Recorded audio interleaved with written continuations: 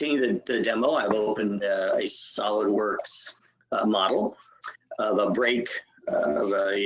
braking system, and in my excuse me, in our session here, I'm going to kind of take on the persona of an engineer at Autosport manufacturing company. So we're going to work through the design to purchase process, or based on this braking assembly, and using the workflow that we just examined. So let's go ahead and get started, unless there's any questions at this point. Okay, I'm sitting in SolidWorks 19. I have used the OpenBOM add-in, and I see the OpenBOM menu has appeared. I'm in an assembly, so I get some options to create bills of material and catalogs and other things. And that's what we're going to do. Excuse me. So first, I'd like to just take a peek at the configuration setting for OpenBOM. The usual password and authentications apply.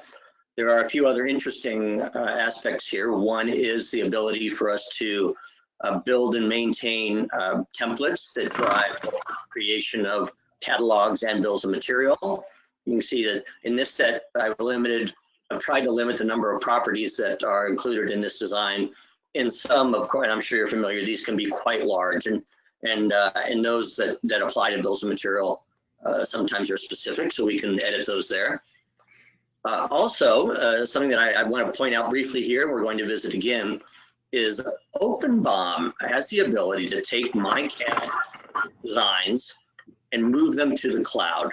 So if I'm on SolidWorks, traditionally a non-cloud tool, I can ask OpenBOM to use my favorite cloud storage of choice, and send optionally the CAD file, that's the SLD, PRT, and assembly files, a PDF of the drawing, and a PDF in either 2D or 3D format of the model. So this allows me to get that stuff off my desktop up into the cloud, where I can start to share it with my vendors and others. And we're going to see how OpenBOM makes that even easier in just a moment. So we've gone through. I'm sorry. Go ahead. I'm sorry. I would assume that for people that might be at the enterprise level, that could be extended to other PLM, to other export formats like JT. We can. In our enterprise product, we support JT. In this particular product, we also support the SolidWorks PDM connections out of the box. So, okay. Yeah. And of course, any other cloud storage that may be preferred is also supported. So, again, this is a typical SolidWorks design. I want to point out one thing before we continue. So I'm using an OpenBOM feature in this design to identify items such as bearings and other things that are purchased assemblies. They're often modeled as an assembly here. You might think of this as maybe a circuit board or a bearing or other things that are purchased assemblies, and identify them using the option of setting them to what's called the envelope inside SolidWorks. And when we recognize an envelope item, we treat that assembly as a part in our bill of material. That seems like a simple thing. It's hugely important when we go from really rich designs to bills of material. So I've identified those bearings and other little things in my design that I purchased as purchase assemblies. And I've clicked the create. I'm going to start in this example by creating a catalog. So I've created a catalog of this, and as you might imagine, I've jumped ahead just in the interest of time to create that catalog of that design. So there's some interesting things that happen here in the catalog. A number of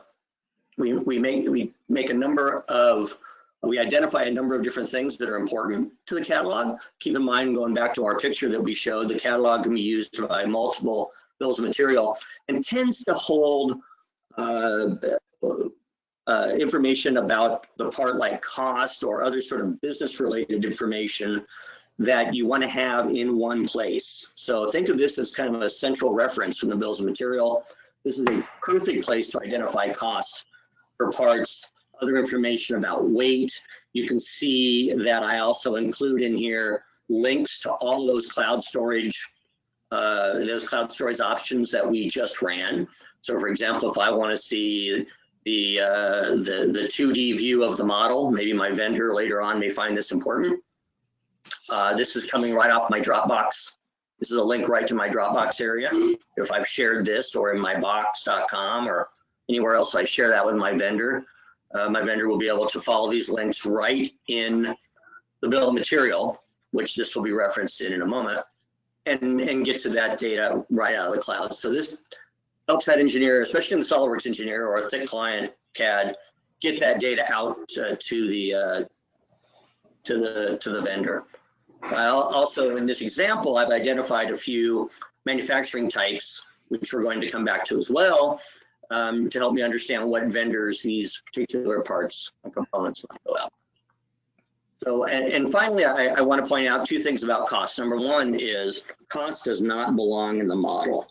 Traditionally, a lot of CADs, we stored it there, we just didn't have anywhere else to put it. Cost is a business piece of business information that just does not belong in the model. And secondly, what we'll see in OpenBOM is that costs for assemblies, and in this case, I've got 2 assemblies here, are computed and rolled up in the in OpenBOM. So we don't a cost for those is calculated. So think of this as this could have been a company spreadsheet or other things, but we automated the creation of this straight out of SolidWorks. Yeah. So having done that, I'm going to come back here and use this same example to create a bill of material. And the next option here is to create a bill of material using the settings that we've defined here in our settings dialog. In this case, I've created a multi-level bill of material because this has some structure in it that we can see here on the left. I also have an option we're creating just a flat parts list or a single level bill of material, and we can discuss those later at the end of the call if there's some interest in that. So okay. So as you, again, I've taken the opportunity to sort of jump ahead and create this bill of material, excuse me, for my brake assembly. Again, this is a unitized bill of material. This is for a quantity of 1. The quantity and other information come from the CAD system. Yes, from the CAD system. And you can see that this other information here is coming from the part catalog. And our bill of material knows where to get that information because we've identified which part catalog to reference. We could also have, as I've shown here, other part catalogs. We could have a catalog of raw materials, labor, welding costs. Catalogs can be broken into a number of different ways. So, I'm sorry, go ahead. I'm sorry, I thought there was a question. Sorry, any question? Nope, go ahead.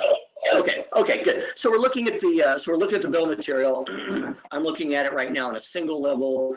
You can see that we've taken the quantity. There's 2 of these circlips in that braking system. It costs $334. In my BOM, I compute the extended costs. I also have the ability to add a totals column, and I can see what the total extended cost is for one. Also, keep in mind that these, I'm going to look at my engineering view here. We'll discuss that in just a second. That these values for these assemblies are rolled up from their sub-levels. So if I'm sitting in multi-level view, I can see the indented bill of material, and this is where that value, that extended value, is computed from its lower level components here. So this is we have formulas and other methods that we can include in these columns to compute those rolled up values from the lower levels. We can roll up cost. We can also roll up weight and other things that might be cumulative. So also coming from the catalog is the other information, and I think you can see that I'm going to turn that off to make my screen a little larger. You can see the other information, the PDF and other information that came from the catalog as well. So that's, you know, a pretty darn good looking bill of material. This is a good time also to sort of touch on, we have different ways of looking at the data, of slicing it. Within my company, I may have you know, engineers or supply folks that have their own view of the data. As Oleg mentioned, we have a single source of the data.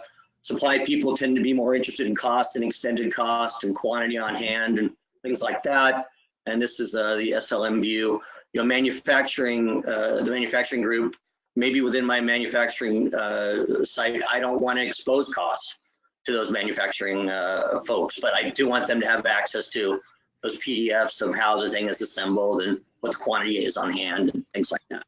So these views can be defined by the team administrator or by individuals. Just, you know, see, I have a number of them defined here. Okay. This might be a good time to take a quick peek at what it means to be to have a team.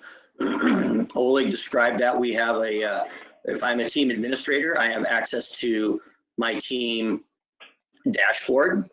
This is my team dashboard here. I can add additional users to the team, and as Oleg mentioned, team currently has no limit on number of team members. I assign them and give them a role and some permissions. As you can see, I've added my subcontractor here, my CNC house. I've given them currently by view, but let's say for example, view read only. But if I want to give them access by a particular view, I can say that, hey, look, of those views that I had there, I only want this particular user to see all the data through this lens, we call it a view, through this lens called subcon. And that's going to become more important in just a moment. But this is how I've set up my team. So let's move along a little bit. The next thing that happens is that I receive an order for 8 of my braking systems, and I move ahead to my order bombs. And again, I've created one ahead of time using the add order bomb. I've set the number of units, and I've given it a name. Nice order from McLaren. And